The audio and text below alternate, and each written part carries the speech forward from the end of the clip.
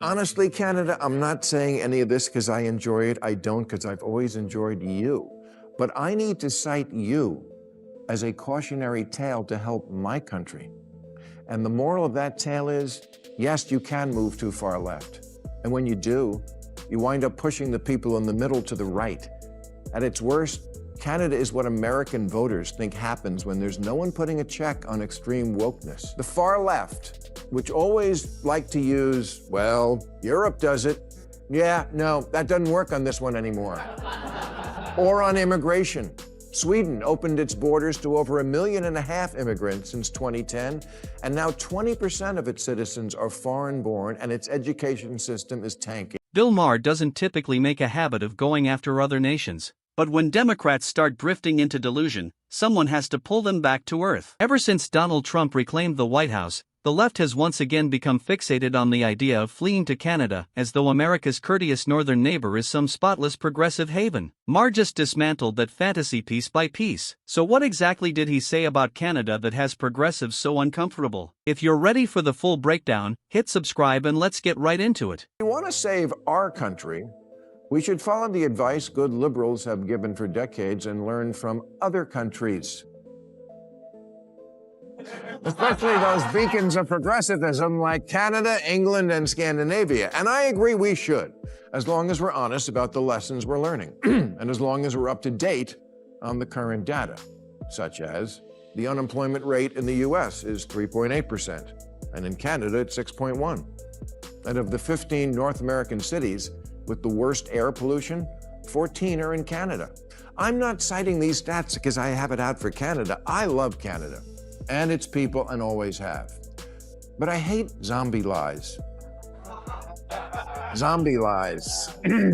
Maher didn't ease his way in. He came out swinging from the very first moment. He went straight for one of the left's most treasured myths, Canada as the noble, civilized, morally superior refuge that Democrats have been romanticizing for years. And honestly, that narrative has long been overdue for demolition. How many times have Americans been lectured by progressive politicians who talk about Canada as though it were some fully functioning utopia? Bernie Sanders has spent years holding up Canada's healthcare system like it's the gold standard, using it to paint the United States as heartless and dysfunctional. Alexandria Ocasio-Cortez has praised Canada's social programs in the same breath, pushing the notion that America is hopelessly falling behind. These talking points have been reheated so many times they've become political leftovers. Maher calls them exactly what they are: zombie lies. Outdated ideas, stale assumptions, recycled mythology dressed up as compassion and deployed to make America, especially under Trump, look barbaric by comparison. But the moment he begins unpacking the actual record, the whole performance starts to crack. Only one problem with thinking everything's better in Canada. It's not.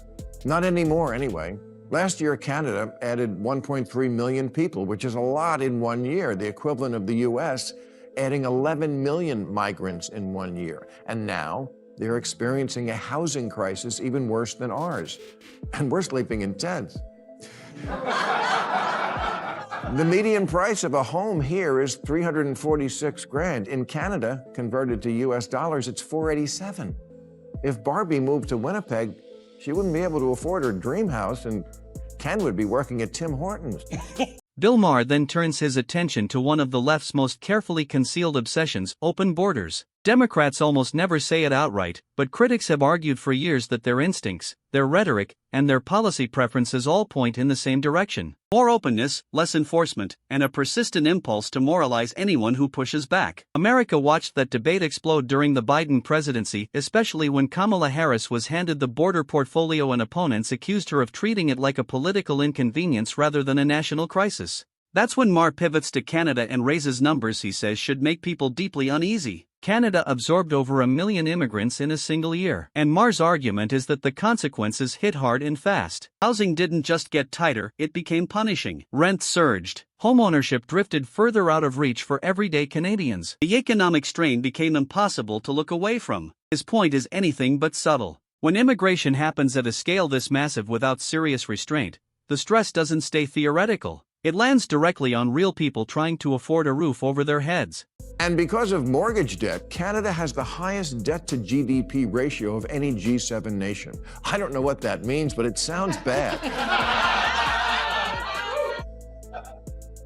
So does their vaunted healthcare system, which ranks dead last among high-income countries in access to primary healthcare and ability to see a doctor in a day or two. And it's not for lack of spending. Of the 30 countries with universal coverage, Canada spends over 13% of its economy on it, which is a lot of money for free healthcare. And that leads Maher straight into another sacred progressive talking point: universal healthcare. Politicians like Bernie Sanders and even figures such as New York City Mayor Zoran Mamdani never miss an opportunity to wave Canada's healthcare system in America's face like it's the holy grail of enlightened governance. Healthcare, they say, as though the word free settles every serious question before it can even be raised. Maher isn't buying that sales pitch. He points to the enormous sums Canada pours into healthcare every single year and then delivers the blow. Despite all that spending, he argues, Canada still performs poorly on key measures of access and quality when stacked against other developed nations. And on certain healthcare access indicators, it ranks near the bottom among its peers. That is the punchline the left never wants to sit with. Free is not automatically better. A price tag of zero means very little if people still struggle to receive timely care and the system keeps under-delivering after swallowing a massive slice of the economy. Look, I'm not saying Canada still isn't a great country. It is, but those aren't paradise numbers. If Canada was an apartment, the lead feature might be America adjacent.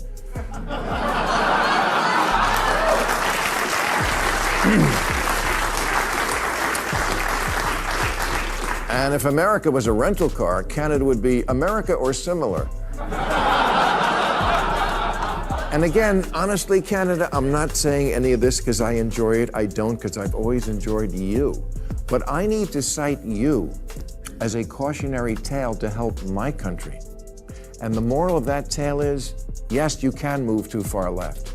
And when you do, you wind up pushing the people in the middle to the right. But Maher isn't done. He walks straight into the minefield that makes the modern left instantly defensive: wokeness. As if housing pressure, immigration strain, and healthcare underperformance weren't already enough to shatter the Canada fantasy, Maher argues there's yet another piece of this story that rarely makes it into the glowing headlines. Canada hasn't merely flirted with progressive ideology. In his framing, it has gone all in. It has institutionalized it, rewarded it, and embedded it deep inside the culture and the machinery of government. This is no longer just about kindness, inclusion, or basic decency. Maher frames it as a form of ideological excess that has stretched far beyond moderation and into outright enforcement. And once he gets specific, the temperature rises fast. That's when the conversation becomes deeply uncomfortable for the people who built entire political identities around treating Canada like a moral compass. They say in politics, liberals are the gas pedal and conservatives are the brakes. And I'm generally with the gas pedal, but not if we're driving off a cliff. On the trans issue, America is no ands, ifs, or buts about it, absolutely alone in the world now, an outlier country. Last month, England's National Health Service announced that there's not enough evidence to support the safety or clinical effectiveness of puberty blockers for third graders. And there it is. In Maher's telling, Canada didn't just entertain woke ideology. It moved it into the house, handed it the keys, and let it start rearranging the furniture. The examples he raises are not presented as fringe incidents or isolated flare-ups. He treats them as evidence of a broader culture shaped by an ideology that in his view too often puts feelings ahead of facts and orthodoxy ahead of honest debate. Try having a plain, rational conversation on certain cultural issues, he suggests, and watch how quickly it transforms into a ritual of moral intimidation. That is his warning. The woke agenda, as he frames it, is not merely irritating or excessive. It can become corrosive. It can distort institutions, chill open discussion, and make genuine disagreement feel almost forbidden. And the most politically potent part of the argument is this: America does not appear to be learning from Canada's visible mistakes. If anything, parts of the American left seem determined to import the very same ideas with even greater enthusiasm. So too with all the other good place countries, in direct opposition to America's choice to affirm children's wishes on switching gender, no matter the age or psychiatric history. The far left, which always like to use, well, Europe does it. Yeah, no, that doesn't work on this one anymore. Or on immigration. Sweden opened its borders to over 1.5 million immigrants since 2010, and now 20% of its citizens are foreign-born, and its education system is tanking, and it has Europe's highest rate of gangland killing. Maher then widens the lens by bringing Sweden into the conversation, and the parallel is impossible to ignore. Sweden, once regarded as one of the most orderly and stable societies in Europe, opened its doors to large-scale immigration over the course of a decade, wrapped in the same humanitarian rhetoric the American left loves to celebrate. Maher describes the results as deeply troubling. He points to concerns about crime, integration, and social cohesion in a country that was once held up as a model of stability. Then he swings the spotlight back to the United States, this time toward education. For years, progressive ideology has been tightening its grip on American classrooms. But critics argue the Biden era poured fuel on that trend by pulling back from accountability, including moves away from standardized testing and other common benchmarks. Maher's logic is brutally direct. No standards means less accountability. Less accountability means lower expectations. And lower expectations are precisely how a country ends up producing students trained to feel validated instead of equipped. And one result is that the far-right parties are in the government now there for the first time. To which liberals say blaming immigrants for the rising crime rate is racist.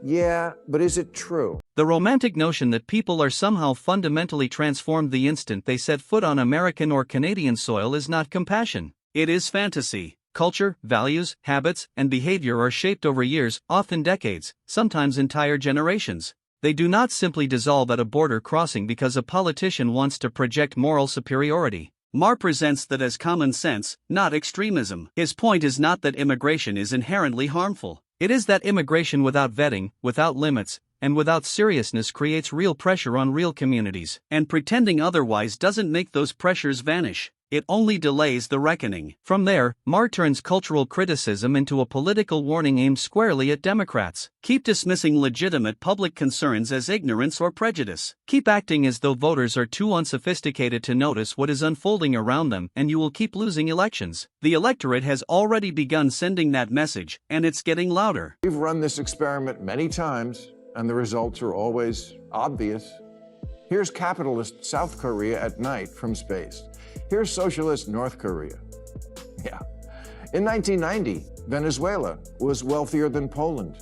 But then Poland, finally free of Soviet-style economics, went all in on capitalism. And now their economy is as big as Japan. And people there have high wages, low inflation, cars, vacations, homes. Meanwhile, Venezuela traded capitalism for Hugo Chavez's socialism for the 21st century, which turned out to be like socialism in the last century, or any century.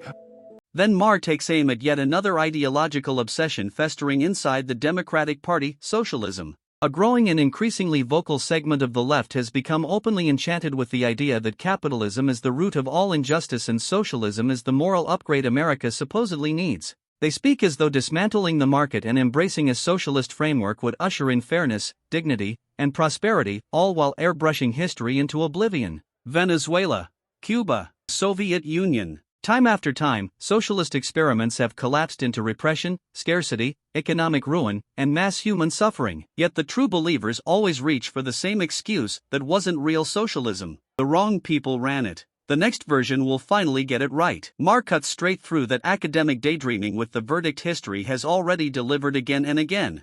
Socialism doesn't keep failing because nobody has explained it well enough. It keeps failing because in practice, it simply fails. Turned one of Latin America's richest countries into one of its poorest. Low wages, high inflation, shortages, outages, 8 million people fleeing. If you think New York can somehow reinvent this wheel, you're in for a rude awakening. So there you have it. Bill Maher, a man the left has long claimed as one of its own, just did what many Democratic politicians are far too cautious to do. He said the quiet part out loud. The broader case he lays out is that Canada is not the progressive paradise it has been marketed as for years. In several significant areas, it looks less like a model and more like a cautionary tale. A housing crisis made worse by reckless immigration levels. A healthcare system endlessly celebrated despite weak outcomes and staggering costs. An education culture warped by ideology and gutted by lowered standards. A brand of institutional wokeness that in Maher's view makes honest conversation harder and harder with each passing day. And if Democrats keep refusing to absorb those lessons, if they keep clinging to socialist fantasies and border politics that voters no longer trust, then the ballot box will keep delivering the same brutal verdict. Reality does not bend to ideology. It does not negotiate with wishful thinking. And as Maher just demonstrated, sometimes the most damaging criticism comes from inside the house. If you enjoyed this breakdown, hit like, subscribe, and drop your thoughts in the comments. See you in the next one.